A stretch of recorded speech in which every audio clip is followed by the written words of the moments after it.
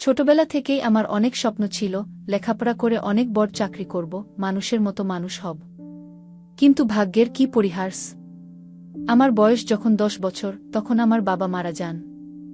মা অনেক কষ্টে তখন আমাদের সংসার চালাতেন। আমার ছোট একটা ভাই আছে, আর আমরা 2 বোন। সংসারে আমিই সবার বড় মেয়ে। বাবা মারা যাওয়ার পর আমাদের ফ্যামিলি চরম অভাব অনটনের মধ্যে পড়ে। মা আমাদের মুখে ঠিকমতো 3 বেলা অন্ন তুলে দিতে পারতেন না। অথচ আমি লেখাপড়ায় খুব একটা খারাপ ছিলাম না। কিন্তু বাবার মৃত্যুর পর আর বেশিদিন পড়ালেখা চালিয়ে যাওয়া সম্ভব হয়নি। অভাবের তাড়নায় বাধ্য হয়ে আমাকে কাজের সন্ধান করতে হয়। আমাদের গ্রামের রাবেয়ার মা ঢাকায় থাকতেন। মায়ের এই কষ্ট দেখে তিনি আমার মাকে একটা পরামর্শ দিলেন, আমার ঢাকায় অনেক বড় বড় সাহেবের সাথে পরিচয় আছে। তুমি চাইলে আমি তোমার মেয়েকে তাদের বাসায় কাজের ব্যবস্থা করে দিতে পারি।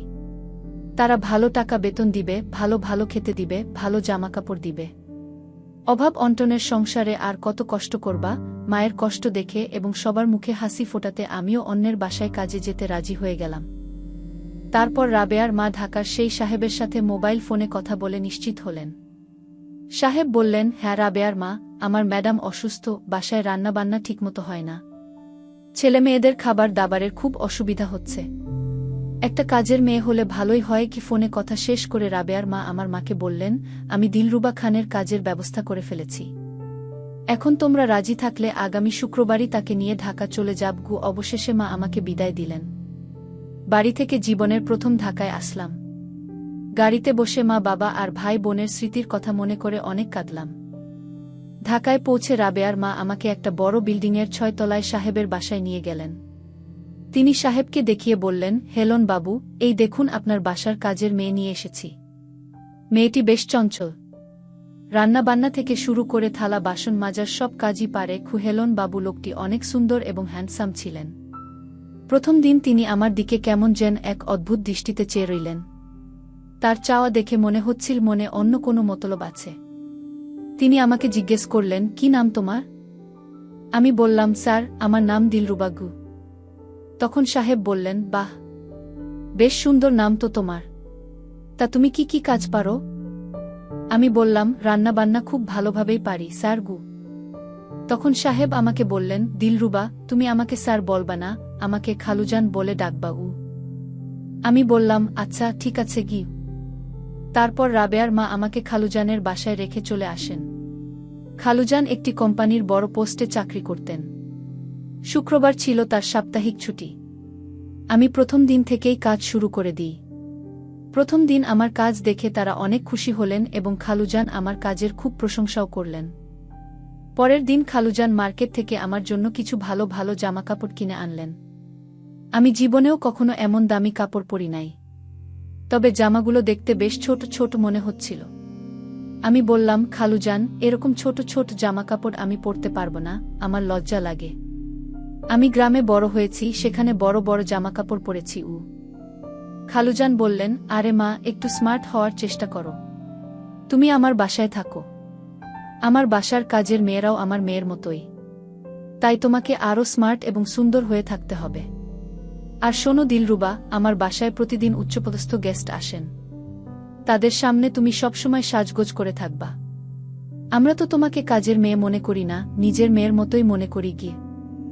খালুজানের কথা রাখতে আমি সেই ছোট ছোট পোশাকগুলো পরে নিলাম। পোশাকগুলো পরে যখন আমি খালুজানের সামনে আসলাম, তখন তিনি আমার দিকে এমনভাবে তাকালেন যেন আমি কোনো স্বপ্নের অপ্সরা। তার অমন চাওয়া দেখে আমি বললাম, খালুজান, আপনি আমার দিকে এমনভাবে তাকিয়ে আছেন কেন? আমাকে কি নতুন দেখছেন?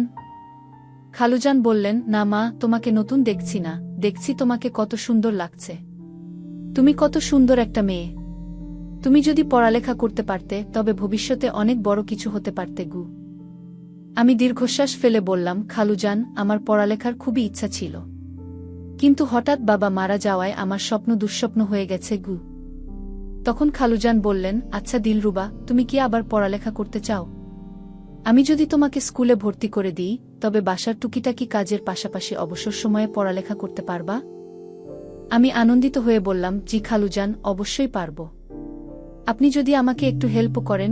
এরপর একটু ভেবে আবার বললাম, কিন্তু পড়ালেখা করতে তো অনেক টাকা লাগবে, আমি এত টাকা কোথায় পাব?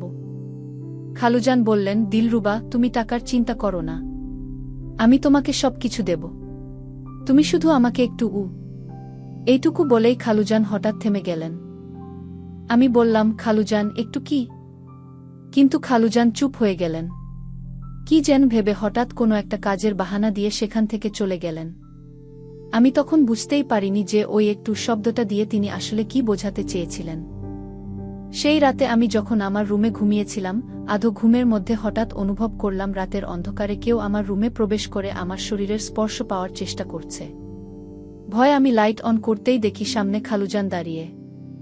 আমি চমকে উঠে বললাম, খালুজান, আপনি এত রাতে আমার রুমে কি করছেন? খালুজান কিছুটা আমতা আমতা করে বললেন, না মানে কিসের যেন একটা শব্দ পেলাম, ভাবলাম বাসায় চোর ঢুকেছে কিনা, তাই চোর মনে করে তোমার রুমে আসলাম, কিন্তু এসে দেখি কিছু নেই। আচ্ছা ঠিক আছে, তুমি ঘুমাও, আমি যাই গু। পরের দিন খালুজান আমার জন্য চকচকে একটা স্বর্ণের চেইন এনে বললেন, দিলরুবা, চোখ বন্ধ করো, তোমার জন্য একটা পুরস্কার আছে। কি? চোখ খুলে স্বর্ণের চেইনটি দেখে আমি আনন্দে নাচতে শুরু করলাম। আর খালুজান একদৃষ্টিতে আমার নাচের দৃশ্য উপভোগ করতে লাগলেন। দেখতে দেখতে এভাবে কেটে গেল একটি মাস। তারপর খালুজান আমাকে একটি স্কুলে ভর্তি করে দিলেন। আমি যদিও নিয়মিত ক্লাস করতে পারতাম না, কারণ আমি ক্লাসে গেলে বাসার কাজ কে করবে। খালুজান বলেছিলেন, পরীক্ষার সময় শুধু পরীক্ষা দিবা, আর বাকি সময় বাসায় মনোযোগ দিয়ে পড়াশোনা করবা। কি এভাবেই চলতে লাগল আমার জীবন।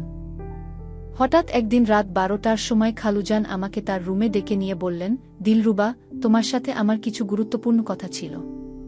কথাটা কিভাবে বলো বুঝতে পারছি না। জানি না এই কথা শোনার পর তুমি আমাকে কি ভাববে কি।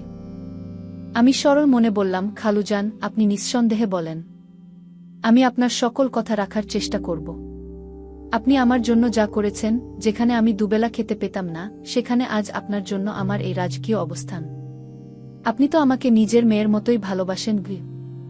তখন খালুজান তার আসল রূপ প্রকাশ করে বললেন, দেখো দিলরুবা, তোমার খালা আজ 10টি বছর ধরে এভাবে অসুস্থ হয়ে পঙ্গু হয়ে পড়ে আছে। একটি রোড অ্যাক্সিডেন্টে তার পা দুটো ভেঙে যায় এবং সে বাকশক্তি হারিয়ে ফেলে। না পারি তার সাথে দুটো মনের কথা বলতে, না পারি মনের খোরাক মেটাতে। খুব অসহ্য যন্ত্রণার মধ্যে আমার জীবন কাটছে। ছেলেমেয়েরা কেউ আমার মনের অবস্থা বোঝে না। তোমার রূপ, তোমার সৌন্দর্য আর মায়ায় আমি সত্যি হারিয়ে গেছি। আমি তোমাকে আপন করে পেতে চাই দিলরুবা। আমি তোমার কাছ থেকে সেই জিনিসটা চাই, যা পেলে আমি এই মানসিক যন্ত্রণা থেকে মুক্ত হতে পারব। তুমি যদি আমাকে একটু দয়া করো, বিনিময়ে তুমি যা চাইবে আমি তাই দেব। সাহেবের মুখ থেকে এমন কথা শুনে আমি স্তব্ধ হয়ে গেলাম। বললাম, খালুজান, আপনি যা চাচ্ছেন তা কিভাবে সম্ভব? আমি তো আপনার মেয়ের বয়সী। তিনি বললেন, মেয়ের মতো, কিন্তু মেয়ে তো নও। প্লিজ দিলরুবা, আমাকে আমার মানসিক যন্ত্রণা থেকে একটু মুক্তি দাও।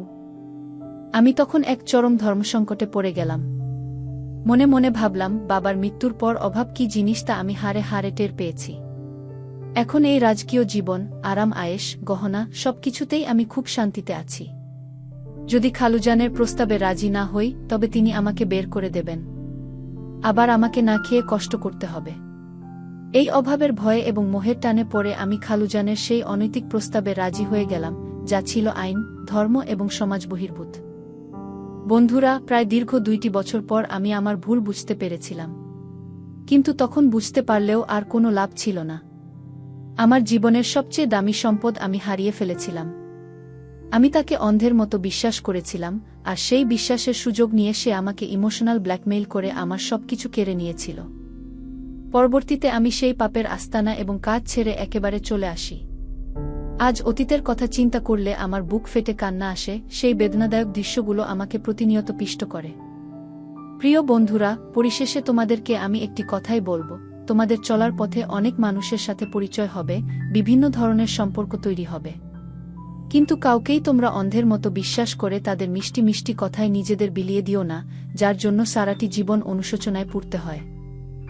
আজ এই পর্যন্তই। গল্পটি যদি তোমাদের ভালো লাগে এবং এর পেছনের শিক্ষাটা অনুধাবন করতে পারো, তবে ভিডিওটিতে একটি লাইক দিও। প্রতিদিন এরকম বাস্তবধর্মী ও শিক্ষণীয় গল্প পেতে দয়া করে আমার চ্যানেলটি সাবস্ক্রাইব করো। তোমরা সবাই ভালো থেকো, সুস্থ থেকো। ধন্যবাদ।